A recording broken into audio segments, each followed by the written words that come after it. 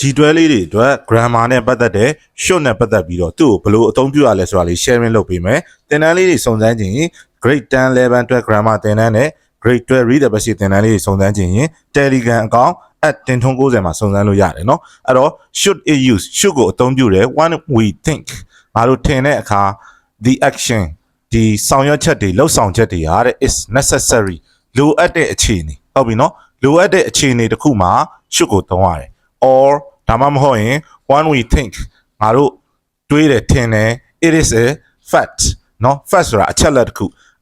ခုလို့ငါတို့ထင်တဲ့အခါဒါမှမဟုတ်ရင် necessary လိုအပ်တဲ့အခြေအနေတစ်ခုမှာ should ကိုသုံးပေးရတယ်ဒီနှစ်ခုမှတ်ထား necessary နဲ့ fact နဲ့ကိုမြင်တာထားတယ် fact ကအချက်လက်တစ်ခုပြီးတော့ necessary ကလိုအပ်တာအဲ့လိုအခြေအနေတွေမှာ should ကိုသုံးတယ်အဲ့တော့ဒီမှာ speaker A နဲ့ B နဲ့ပြောထားတယ် I never eat breakfast ငါကားတဲ့မနက်စာဘယ်တော့မှမစားဘူးတဲ့အဲ့တော့ speaker B ကဘာပြောလဲ you should eat should ကိုသုံးထားတယ်မင်းစားတဲ့နဲ့ breakfast နေ့လေမနက်စာကိုစားတဲ့နဲ့ complete with brain food ဆိုတာအုံနောက်ကိုကောင်းစေတဲ့အစားအစာတွေပေါ့နော် like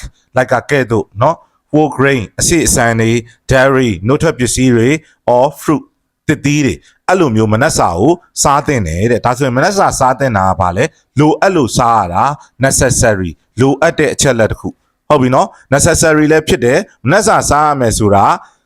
မှန်ကန်တဲ့အချက်လက်တစ်ခုဖြစ်တဲ့အတွက်ကြောင့်မနက်စာစားရင်အုံနောက်ကိုပေါ့နော်ကောင်းစေတယ်ဒါဟာမှန်ကန်တဲ့အချက်လက်တစ်ခုမို့လို့ fact အဲ့တော့ should ကိုဘယ်လိုအခြေအနေမှာအသုံးပြုလဲဆိုတော့ necessary လိုအပ်တဲ့အခြေအနေဒါမှမဟုတ် fact ခိုင်မာတဲ့အချက်လက်တစ်ခုပေါ့နော်အဲ့လိုအခြေအနေမှာ should ကိုသုံးပေးရတယ်ဟုတ်ပြီနော်အဲ့တော့အားလုံးကျေးဇူးတင်ပါတယ်ဒီဗီဒီယိုလေးကကျိုးရှိတယ်ဆိုရင် comment မှာ yes လို့မှတ်သွားပါဦး